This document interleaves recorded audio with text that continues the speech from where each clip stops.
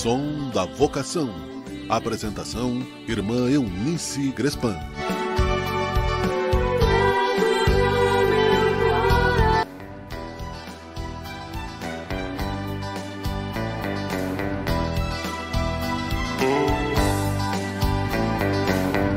Ao longo das encruzilhadas da sua estrada, conhecerás outras vidas.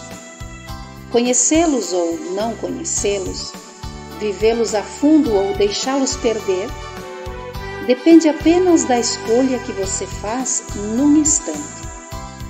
Mesmo que você não saiba entre continuar em frente ou fazer um desvio, sua existência está frequentemente em jogo ou daqueles próximos a você.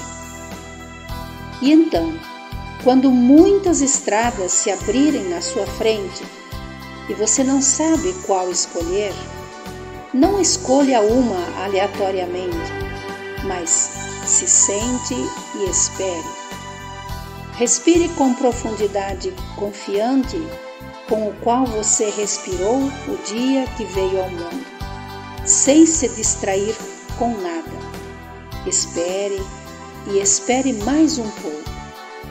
Fique quieto, em silêncio, e ouça o seu coração. Então, quando ele fala com você, aproveite as suas chances e vá aonde ele te levar.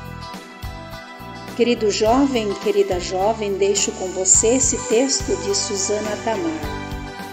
Para este início de mais um ano, mais uma empreitada que Jesus Bom Pastor nos dá.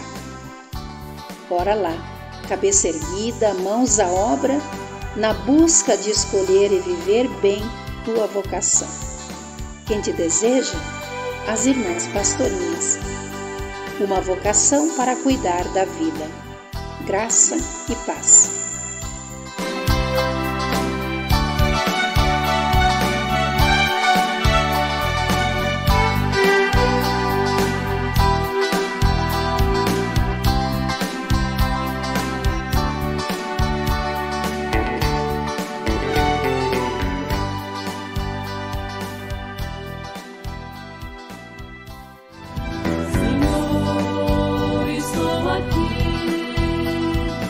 Som da Vocação. Apresentação: Irmã Eunice Grespan.